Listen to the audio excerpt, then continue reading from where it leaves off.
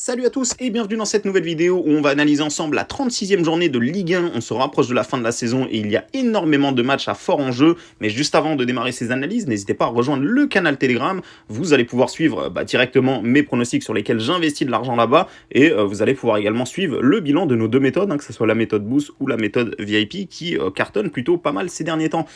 Donc les amis, on revient sur notre vidéo YouTube. Sachez d'ailleurs que sur la dernière vidéo YouTube, on a fait un beau 3 sur 4 en Conference League et en Europa League. Et on va essayer de vous partager encore une fois des bons petits pronostics. Ça commence, comme je le disais, dès ce vendredi soir avec Lyon-Monaco. Les Lyonnais qui vont recevoir Monaco. Alors Lyon, franchement, c'est incroyable ce qu'ils ont fait. Ils nous ont fait encaisser ici. On avait joué Lyon et Lacazette buteur. Et ils nous sortent une remontada, sûrement qui sera la remontada de l'année en Ligue 1. Montpellier qui menait 4 buts à 1 et Lyon qui s'impose 5 buts à 4 avec un penalty de Alexandre Lacazette à la 90e plus 9. Ça, c'est un vrai scénario, les amis. Ceux qui avaient parié avec nous sur ce match-là ont dû bien vibrer. Mais quand on voit ce que Lyon a fait juste après, ils ont perdu à Clermont avec Lacazette qui rate un penalty cette fois-ci dans les dernières secondes. C'est assez incroyable cette équipe de Lyon et surtout c'est dommage pour eux parce que vous le voyez au classement, ils ont 56 points. S'ils avaient réussi à gagner à Clermont, ils seraient à 59 points et ils seraient encore en course pour pourquoi pas choper cette 5e place qui est, je le rappelle, qualificative en Conference League. Donc du côté de Monaco, ils ont fait une saison un peu compliquée. Je rappelle que l'objectif de l'AS Monaco c'était quand même de terminer dans les 3 premiers. C'est chose impossible pour eux. Il reste que 3 matchs et il y a Marseille et Lens qui vont finir dans les 3 premiers. Donc Monaco a quand même le droit de perdre encore un match. Il devrait normalement finir 4e, mais attention, Lille derrière pousse. Et d'ailleurs, vous allez le voir, Lille, je les vois faire un beau petit coup ce week-end. Donc ici, par contre, ce que je vois bien, c'est les deux équipes marquent. Alors par contre, ce qui me dérange, c'est que pour moi, c'est du foutage de gueule de mettre une cote à 1,38. Voilà, pour moi, Lyon peut très bien gagner 1-0, comme Monaco peut très bien gagner aussi 1-0. C'est des matchs où il y a de moins en moins d'enjeux. Donc, moi, je ne le jouerai pas. Mais quand on voit le potentiel offensif des deux équipes ces derniers temps, je pense qu'il y a largement moyen qu'on ait les deux équipes marques. À voir si les bookmakers décident de nous le proposer en code boosté. Je pense qu'on pourra l'envoyer. Donc, c'est pour ça que je vous recommande à chaque fois de rejoindre le canal Telegram.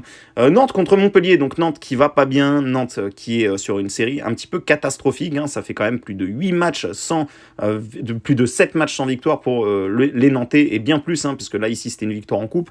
C'est une saison compliquée. Donc ils ont viré Comboiré, ils ont fait un match nul du côté de Toulouse. Donc je rappelle qu'en Coupe de France ils avaient perdu 5-1 contre Toulouse. J'ai été au stade et je m'en souviens, c'était juste incroyable. Mais là ça a été un match très très fermé. Donc attention à Nantes qui, j'ai regardé le calendrier. Ce qui est avantageux pour Nantes, c'est qu'à la dernière journée ils vont recevoir Angers. Maintenant ce qui est problématique, c'est que lors de la prochaine journée ils vont se déplacer du côté de Lille. Donc il serait très très intéressant pour les Canaries de remporter ce match-là. Montpellier de l'autre côté n'a plus d'enjeu. Mais voilà, c'est pas parce qu'ils ont plus d'enjeux qu'ils vont donner le match comme ça. Voilà, il y a quand même pourquoi pas une 12e place à assurer pour Montpellier. Je rappelle que plus vous finissez haut en championnat et plus le club gagne de l'argent, donc c'est toujours important de finir le mieux classé possible. Mais voilà, je pense que Nantes ça devrait être un match fermé. Donc pour ceux qui veulent jouer par exemple moins de 2,5 buts, alors j'ai pas été voir à combien il est coté, mais voilà, ça peut être quelque chose d'intéressant aussi. Il est coté à 1,83 les rouges tournent cette vidéo, mais moi je vais rester sur du classique. Nantes remboursé 6 nuls, comme je l'ai dit, la prochaine journée Nantes se déplace à Lille, donc ils ont quand même plutôt intérêt à ramasser du point, surtout que là ils sont en grand danger, ils sont 17e et relégables.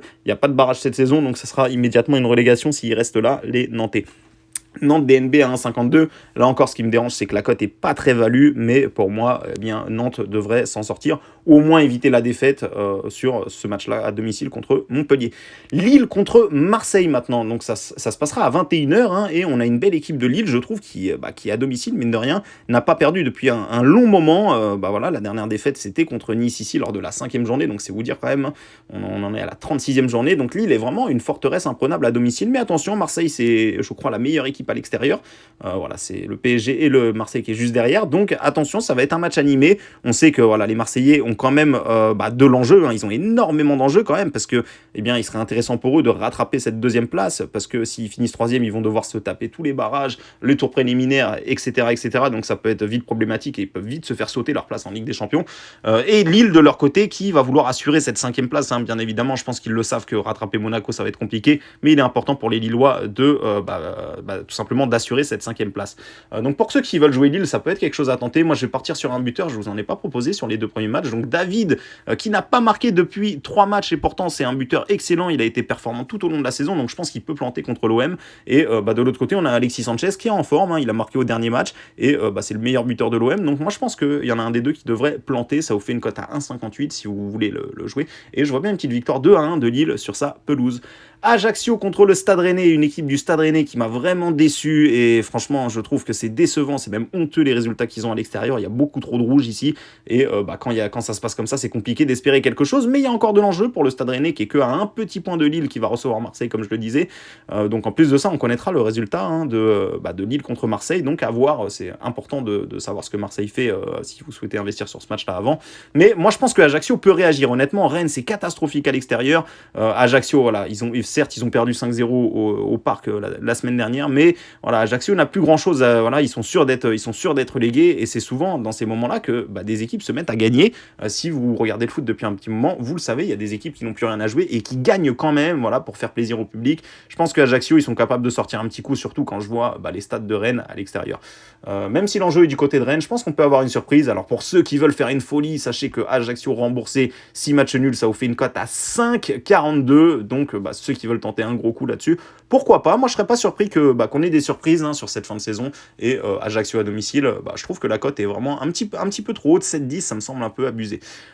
Nice contre Toulouse maintenant, on va avoir, alors je vais revenir juste sur la page, comme ça sera plus clair pour moi, donc ça sera les matchs de dimanche, et du coup on va passer directement au match Brest contre Clermont, on va le faire dans l'ordre, et on a une équipe de Clermont qui est vraiment en grande forme, regardez-moi ça les amis, ils ont gagné 6 de leurs 7 derniers matchs, vraiment c'est impressionnant ce que Clermont fait. Alors c'est dommage pour eux, il n'y a plus trop d'enjeux sur cette fin de saison, mais il est important pour eux quand même de finir dans les 10 premiers, ça serait vraiment une très très belle chose pour eux, ce petit club qui a vraiment très peu de budget, qui je le rappelle encore une fois a perdu son attaquant phare, Mohamed Bayo, qui a signé au LOSC de la saison passée, et qui réalise malgré tout une saison encore plus prolifique, et pourtant je trouve que l'attaquant qu'ils ont cette saison est moins fort que Mohamed Bayo, mais bon après ça c'est mon avis personnel.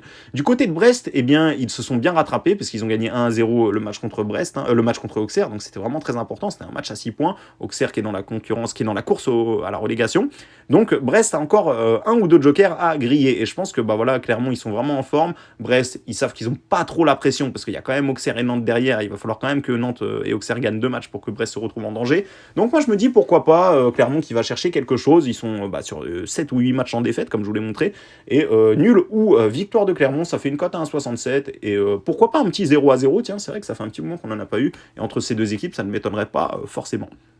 Nice contre Toulouse maintenant, une équipe de Toulouse qui est ultra offensive, une équipe de Nice qui est ultra défensive, donc ça va être un beau duel stratégique et tactique, une équipe qui défend bien et une équipe qui attaque bien, à voir dans quel côté ça va pencher. Moi je pense que Toulouse peut faire quelque chose, honnêtement les amis, on sait que ils ont gagné la Coupe de France, donc pour eux leur saison est réussie, ils sont maintenus, je rappelle qu'ils viennent de la Ligue 2, donc franchement Toulouse a aucune pression. Alors vous allez me dire Nice non plus, mais il y a quand même la pression d'être à domicile, Nice a quand même un peu foiré sa saison avec la défaite en Conference League contre le FC Bâle, donc voilà, il n'y a plus trop d'enjeux, je pense que Toulouse peut faire un petit coup ici, donc pour ceux qui veulent tenter Toulouse, pourquoi pas.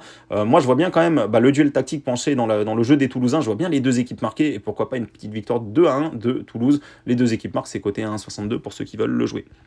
Reims contre Angers maintenant, une équipe de Reims qui a été vraiment impressionnante lors de cette saison, ils avaient enchaîné plus de 17 matchs sans défaite, avec notamment l'entraîneur Will Steele, vraiment une bonne équipe de Reims qui a fait une très très bonne saison, ils sont 11e, donc c'est franchement très très bien pour eux. Angers, c'est catastrophique, 14 points en 35 matchs, c'est tout simplement une catastrophe, ça faisait vraiment longtemps, je crois qu'on n'a pas vu un dernier avec aussi peu de points, et Angers qui est bien évidemment relégable, et qui est bien évidemment sûr de descendre en Ligue 2, donc c'est compliqué pour eux, surtout qu'à l'extérieur, ils se prennent très très souvent des défaites, vous le voyez les amis, et Reims qui est une équipe, mine de rien, qui défend plutôt pas mal, regardez-moi ça les amis, à domicile, ils ont joué 17 matchs, ils n'ont encaissé que 18 buts, donc moi je pense que Reims, face à la dernière équipe du classement, qui est sans doute la pire défense et la pire attaque, je pense que Reims peut l'emporter sur la plus petite des marges, et surtout sans prendre de but, Reims a vraiment une très bonne défense, donc Reims sans prendre de but, sachez les amis que c'est coté à 2,35, celui-là je trouve qu'il est vraiment intéressant, et je pense qu'on va l'envoyer, parce que franchement Angers,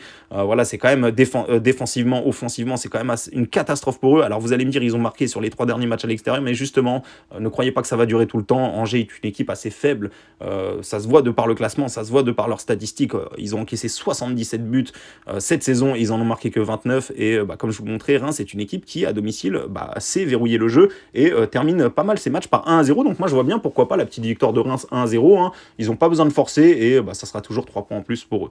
Donc les amis, ensuite on va avoir les 3 derniers matchs, donc 3 contre Strasbourg. Là encore je me méfie de cette équipe de 3, je me dis qu'ils vont quand même bien ramasser une petite victoire avant de filer en Ligue 2. Et de l'autre côté Strasbourg qui est une équipe qui a su se remettre dans le bon chemin pile au bon moment. Là ils ont gagné 4 fois sur les 5 derniers matchs, ce qui leur a permis de prendre un bon matelas d'avance, et normalement ça devrait le faire pour la relégation. Même en cas de défaite à 3, je pense pas que Strasbourg risque d'être menacé par la relégation.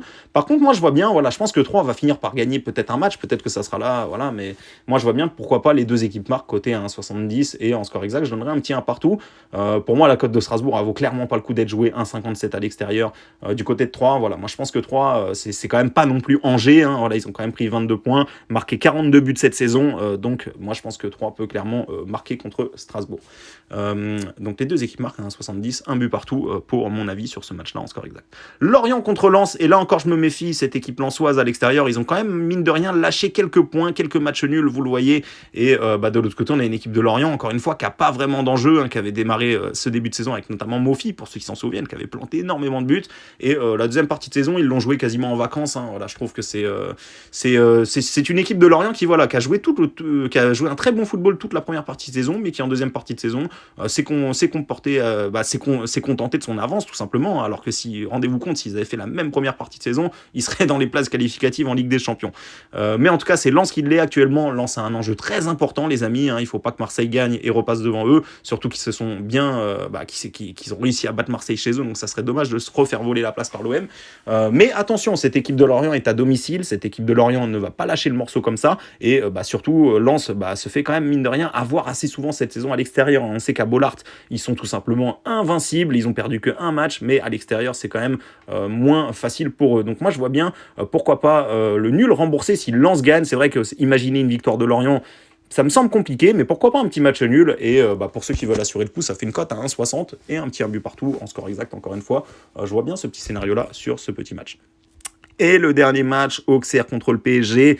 Alors là, le PSG, normalement, il devrait plus se faire rattraper par Lens, hein. Il faudrait vraiment un scénario catastrophe. Il faudrait qu'ils perdent les 3 matchs et que Lens gagne les 3 derniers matchs, ce qui est quand même compliqué, surtout quand on voit le calendrier du PSG qui va jouer des équipes très très faibles quand même, mine de rien, des équipes abordables en tout cas pour cette fin de saison. Donc le PSG devrait être champion tranquillement. Auxerre, de leur côté, a vraiment besoin par contre de prendre quelque chose, hein, à voir ce que va faire Nantes. Mais attention, Auxerre risque de se retrouver. Moi personnellement, je pense que c'est Auxerre ou Brest. Brest a un petit peu d'avance, donc je pense pas qu'il devrait se faire rattraper. Mais entre Nantes et Auxerre, quand je vois le calendrier, je me dis que c'est quand même plus compliqué pour les Auxerrois qui vont non seulement recevoir le PSG, ensuite se déplacer à Toulouse et ensuite recevoir le RC Lens, qui aura sans doute encore de l'enjeu.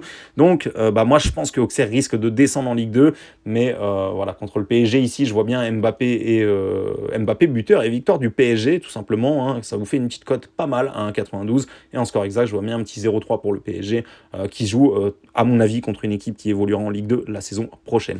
Donc voilà les amis, j'espère que mes analyses vous ont plu. Encore une fois, ce sont des avis, hein, je le précise à chaque fois les amis, on ne prend pas en considération la value. Si vous souhaitez savoir mes investissements personnels, il vous suffit de rejoindre le canal Telegram, et régulièrement on vous partage des pronostics en public, hein, et très souvent bien évidemment le week-end.